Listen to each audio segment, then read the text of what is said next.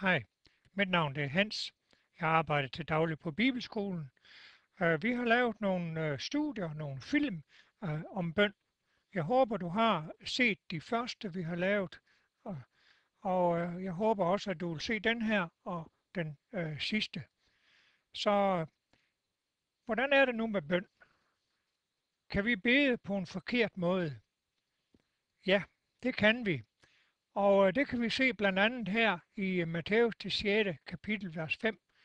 Der står her, når I beder, må I ikke være som hyklere. Og det var Jesus, der sagde det til nogle af farisæerne og de skriftkloge, at de må ikke bede som hyklere.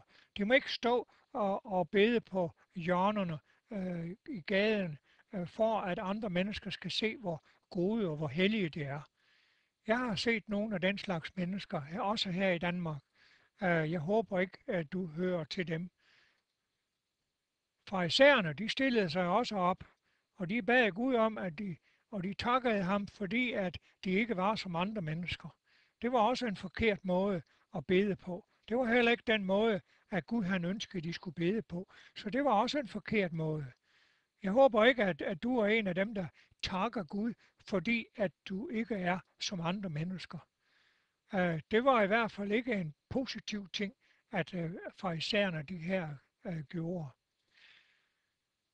Det skete, da han var til stede og bag, så kom der en af hans disciple hen til ham og sagde til Jesus, Herre, lær os at bede. Og det er jo altså en af de største ting, vi kan bede Jesus om. Det er, at han lærer os at bede. For lige som vi har set her, de første par skriftsteder, jeg har henvist dig til i dette film her, så kan vi altså bede forkert. Og det har vi også talt om på en af de foregående film. Hvordan skal vi så bede for at bede rigtigt? Ja, det har vi også set på en af de foregående film.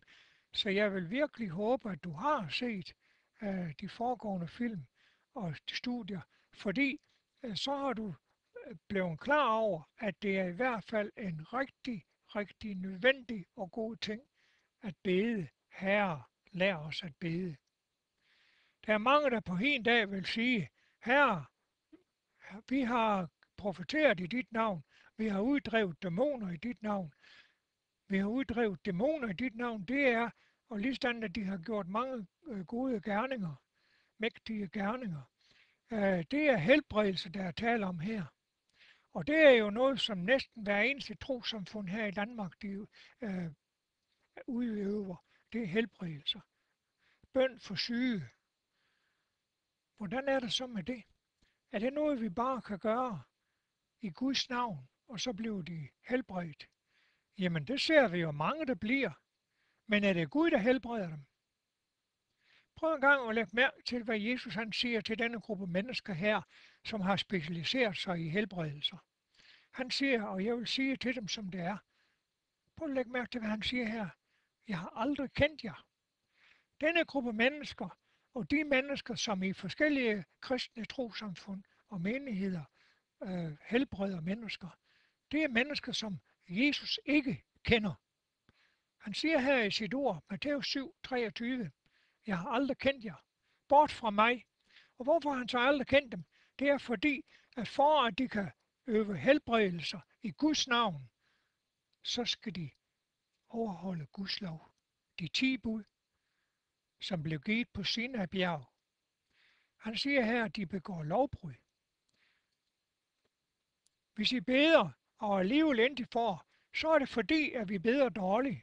Så er det altså ikke Gud, der er noget i vejen med, så er det os. Vi får, hvad vi beder om, fordi vi holder hans bud. Her kommer vi igen tilbage til, at det er Guds bud, der skal overholdes, for at Gud, han vil give os de ting, som vi beder om. Du må ikke gå i forbøn for dette folk. Nej, vi må ikke bede for dem, som ikke ønsker at holde Guds bud. De, som ikke ønsker at følge Guds anvisning og vejledning. Der må vi ikke bede om timelige velsignelser. Men vi må godt bede om, at de må få åbnet deres øjne og deres sind og deres hjerter, således at de kan forstå Guds ord og således at de kommer nærmere til Gud. Vi må også godt bede for konger og alle i høje stillinger. Der må vi godt bede om, at de får øjnene åbne for de vidunderlige ting, der står i Guds ord i Bibelen. Men vi må ikke bede for, at de må få timelige velsignelser, at de må få en ny bil, et nyt sted at bo, eller mere i løn eller lignende. Det er ikke timelige ting, vi må bede for, når vi beder om, for konger og andre i høje stillinger. Der er det kun det åndelige. Det har jeg også sagt noget om på en af de foregående film. Hvis der er nogen, der lukker ørerne for den belæring, som Gud han vil give i sit ord, så vækker endnu hans bøn afsky.